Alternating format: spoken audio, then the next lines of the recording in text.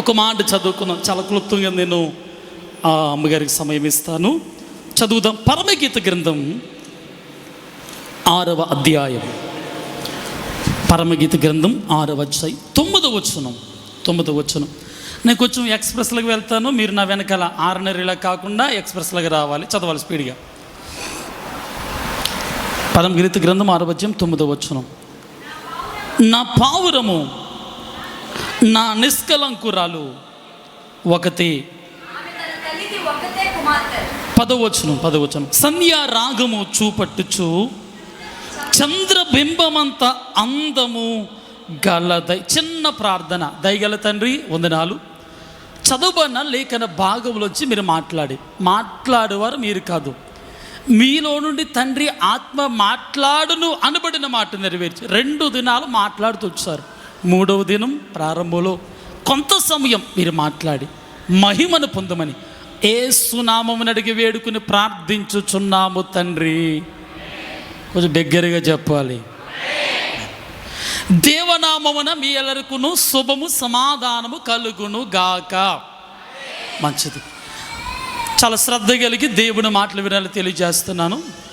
మనం చదువుకున్నాం పరమగీత గ్రంథములో 6వ అధ్యాయం 10వ వచనంలో వ్రాయబడిన మాట మనం చదువుకున్నాం. ప్రియులారా, బైబిల్ గ్రంథములో 66 పుస్తకాలు మనకు కనిపిస్తున్నాయి. ఈ 66 పుస్తకాలలో ఒక ప్రాముఖ్యమైన గ్రంథము, అట్లని మిగిలినవి ప్రాముఖ్యం కాదని చెప్పట్ల.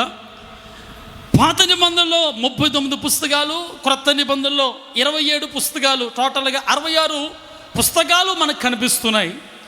ఈ 66 పుస్తకాలలో ఒక పుస్తకం చెప్పాలి పరమగీతము. చెప్పండి అందరూ, కొద్ది గట్టిగా చెప్పాలమ్మా. పరమగీతం. ఈ పరమగీతమును మనము చాలా జాగ్రత్తగా చదవాలి. ఎట్లా చదవాలి? కొద్ది గట్టిగా చెప్పాలమ్మా. చాలా జాగ్రత్తగా చదవాలి. ఈ పరమగీతములో మనకు ప్రేమ కనిపిస్తుంది, ప్రేమికులు కనిపిస్తారు. ఈ పరమగీతం అనగా పరలోకపు పాట. చెప్పండి గట్టిగా చెప్పాలి. 10 నేను చెప్పకూడదు, మీరే చెప్పేసారు. ఏ పాట? పరలోకపు పాట. ఈ పాటను మనము జాగ్రత్తగా ఆలోచన చేస్తే ఈ పాటలో లేక ఈ పరమగీతంలో ప్రియుడు ప్రియురాలు కనిపిస్తారు. ఎవరమ్మా? ప్రియుడు ప్రియురాలు. ప్రియుడు సొలొమోను గారు. ఎవరు? గట్టిగా చెప్పండి అమ్మా. మేము సరి చేసుకుంటే టైం అయిపోద్ది కదా, దైవజనులు వచ్చేస్తాం, ఇంకా దైవ సేవకులు ఉన్నారు మాట్లాడేవాళ్ళు, కొంచెం శ్రద్ధగా మీరు వినాలి. స్తోత్రం. ప్రియుడు సొలొమోను గారు, ప్రియురాలు సోలమ్మితి. ఎవరు? వారికి వారు. ఈ పరమగీత గ్రంథం మనము చాలా జాగ్రత్తగా చదవాలన్నాను. ప్రేమను గురించి కనిపిస్తుంది, నోటి ముద్దులతో అని ఉంటుంది. అంటే ఈ గ్రంథము చదివేటప్పుడు లోక సంబంధమైన మనసు అసలే మనకి ఉండకూడదు.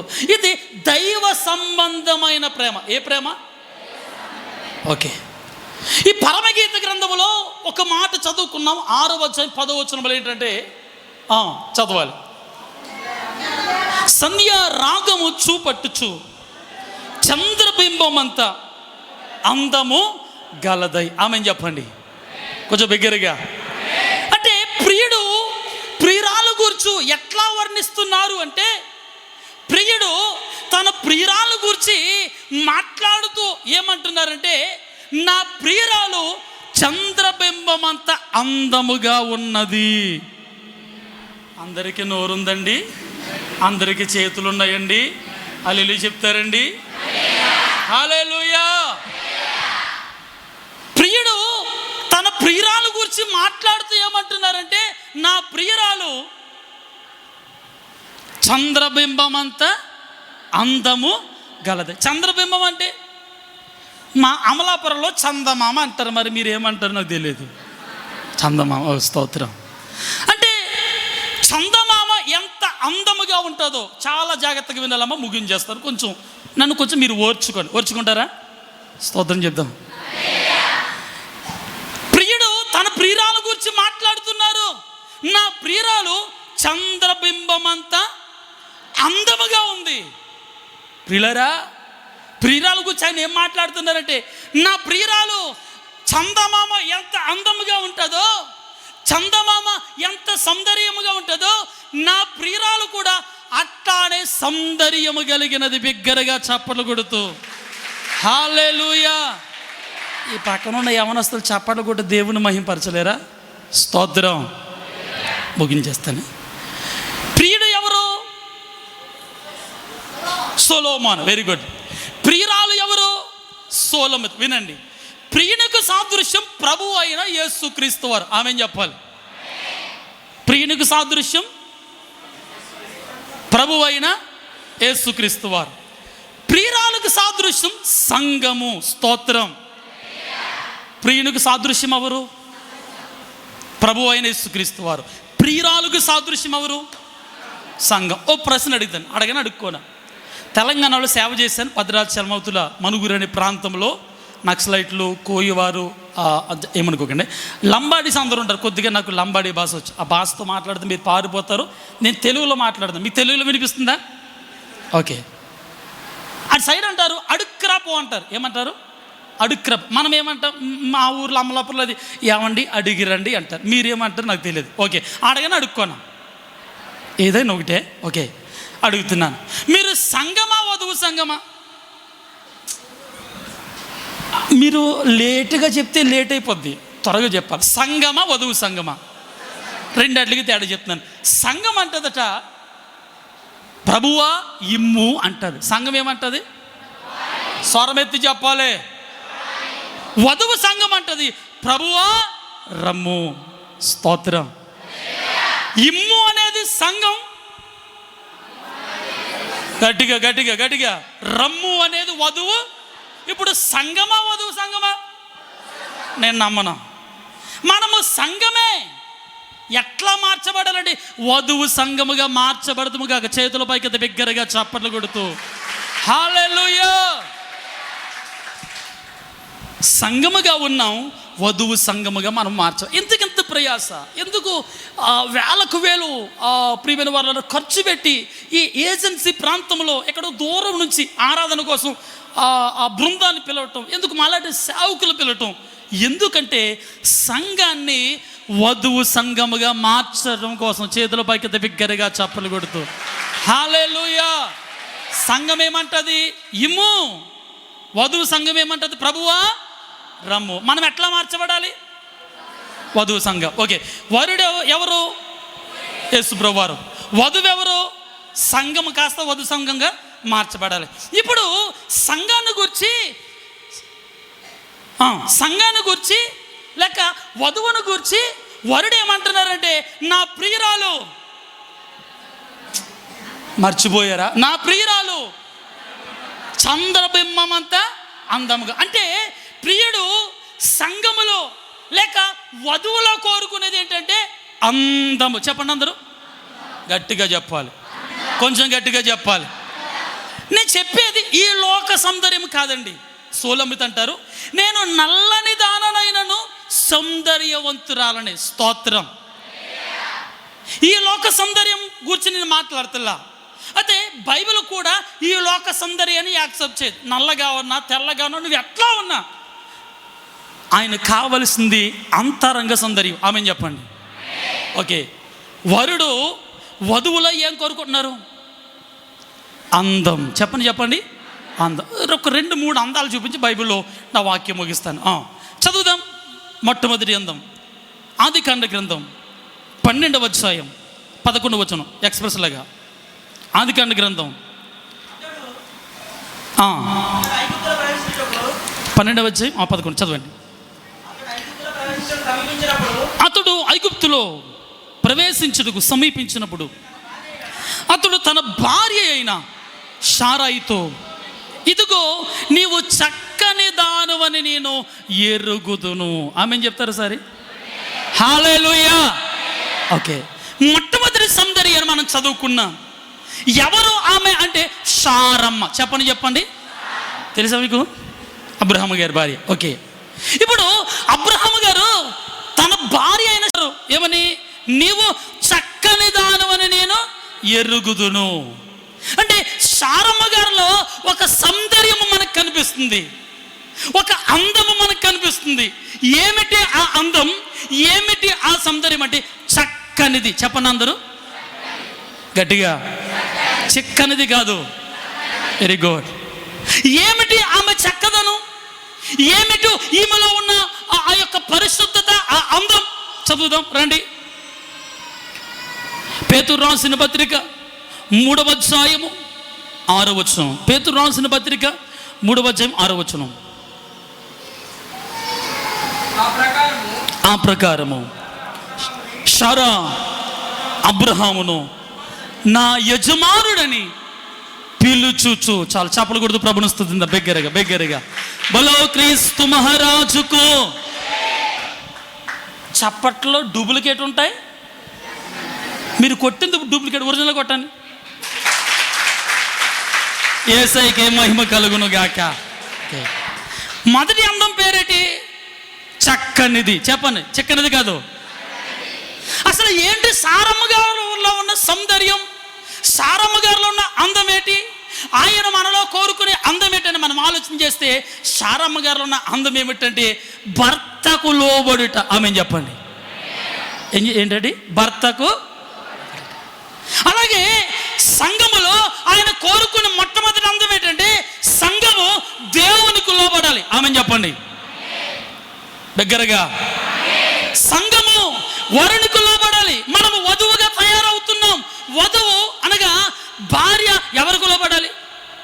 నేను తెలంగాణలో సేవ చేశానండి. తెలంగాణలో సేవ చేస్తే ఓ భర్త ఏం చేశారంటే, కొంచెం లవ్ మ్యారేజ్ వాళ్ళది, ఏమనుకోక లవ్ మ్యారేజ్ చేసుకున్న వాళ్ళు ఎప్పుడు కూడా ఏవండి అన్నారు, ఓయ్ అంటారు. మా ఊర్లో మీరు మంచి వందనాలండి, ఓయ్ ఏమంటారండి మా ఊర్లో, ఓయ్ ఇట్రా అంటారు. ఒక ఆవిడ అంది నా ముందు, ఏ అంది, నేను అక్కడ గేదె ఏమన్నా ఉందనుకున్నాను, వాళ్ళ ఆయన పిలిచింది. లేదు శారమ్మ గారు భర్తని ఏమంటుందంటే నా యజమానుడు. చెప్పండి అందరూ, ముగించేస్తాను చెప్పాలి. ముగిస్తానని చెప్తారా? స్తోత్రం, హల్లెలూయా. నా యజమానుడు అంది అంటే శారమ్మ గారు అబ్రహాం గారికి లోబడ్డారా లేదా? తలకాయ ఒప్పొద్దు, నోరుంది మాట్లాడచ్చు. లోబడ్డారా లేదా? సంఘం దేవునికి గట్టిగా లోబడాలి. సంఘం దైవ సేవకురాలకి చెప్పాలి. సంఘం వాక్యానికి లోబడాలి. ఎవరు లోబడతారో వారే వధువు సంఘం. ఆమె చెప్పండి. వాక్యానికి లోబడాలి, దేవునికి లోబడాలి, దైవ సేవకురాలకు లోబడలేదా నీలో అందం లేనట్టే. ఏ అందం? ఈ అందం పేరు లోబడుట అనే అందం. ఆమె చెప్పండి. ఏ అందం? అంటే నువ్వు లోబడలేదు అంటే, నీలో అందం లేకపోతే, నీలో సౌందర్యం లేకపోతే ఆయన నిన్ను ఇష్టపడతారా? నేను తెలుగులో మాట్లాడాను. ఇష్టపడతారా? నిన్ను పెళ్లి చేసుకుంటారా? వస్తారు, నచ్చిన తీసుకుని వెళ్తారు ఆయన. నువ్వు ఇక్కడ ఆగిపోతావు. ఆగితే శ్రమలు. 7 ఏండ్లు పరిశుద్ధులకు విందు, 7 ఏండ్లు విడువబడిన వారికి శ్రమలు. విందు కావాలా, శ్రమ కావాలా? చెప్పాలి.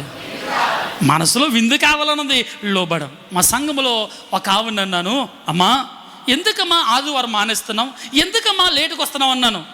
మా ఊర్లోనే పల్లెటూరు కదా ఆవిడ, ఏమండయ్య గారా ఇదే చర్చలు లేవా అని అంది. ఇంకో చర్చకి వెళ్ళిపోయింది.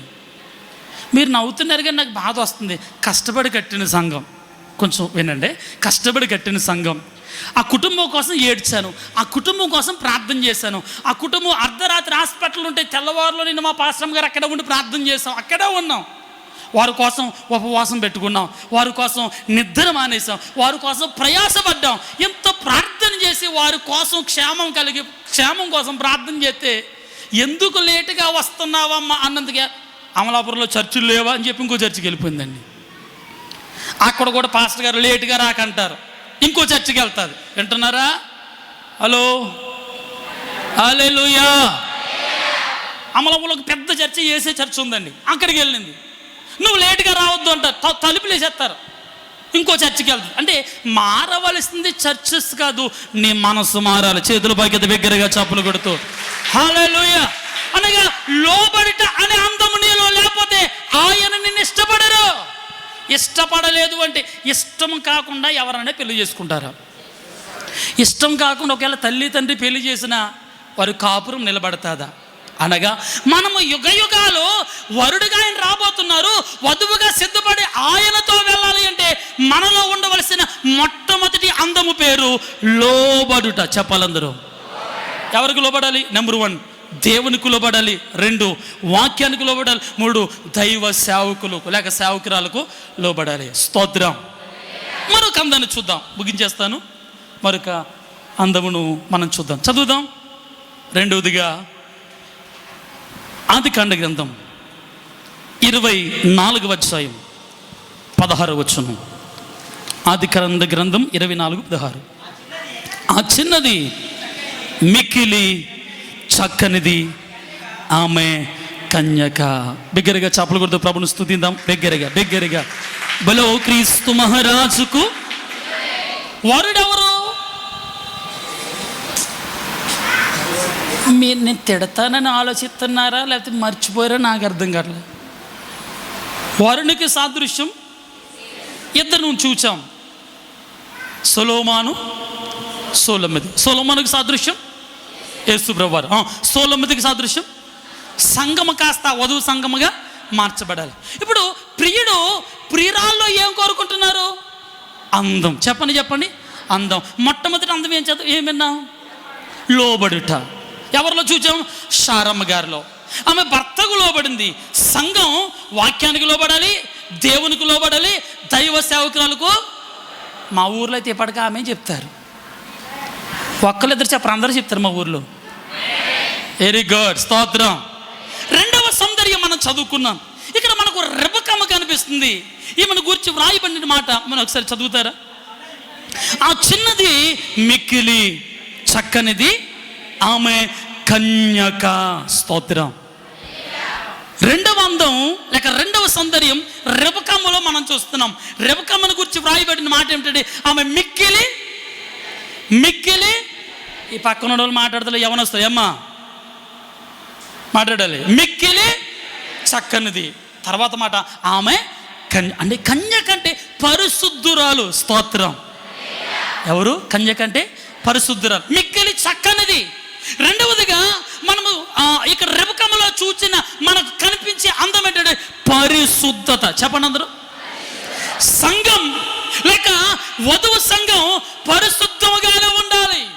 కలంకము కలిగినదిగా ఉండకూడదు, పాపము కలిగినదిగా ఉండకూడదు. సంఘములో ఆయన రెండవదిగా కోరుకునేటువంటి ఆయన కోరుకునే అందం ఏమిటంటే పరిశుద్ధత. చెప్పండి అందరూ.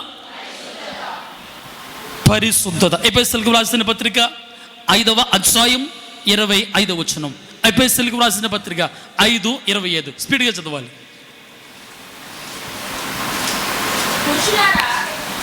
5:25 అమ్మా.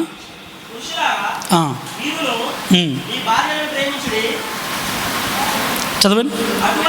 అటువలే క్రీస్తు కూడా సంఘమును ప్రేమించి అది కలంకమైనను ముడత అయినను అట్టిది మరి ఏదైనను లేక పరిశుద్ధమైనదిగాను. దేవునికి స్తోత్రం.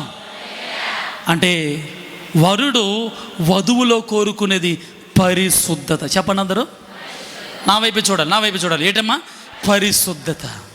పరిశుద్ధత లేకుండా ఎవడును ప్రభువును చూడలేరు. పరిశుద్ధత లేకుండా ఎవరును ప్రభువును చేరుకోలేరు. చూడాలన్నా చేరుకోవాలన్నా ఆయనతో సమానంగా వధువుగా మనం కూర్చోవాలి అన్న మనలో ఉండవలసిన రెండవ అందం, రెండవ సౌందర్యం గట్టిగా పరిశుద్ధత. పరిశుద్ధమైన సంఘముగా మనం ఉంటున్నామా? పరిశుద్ధత కలిగిన వారిగా మనం ఉంటున్నామా? జాగ్రత్తగా ఆలోచన చేయాలి.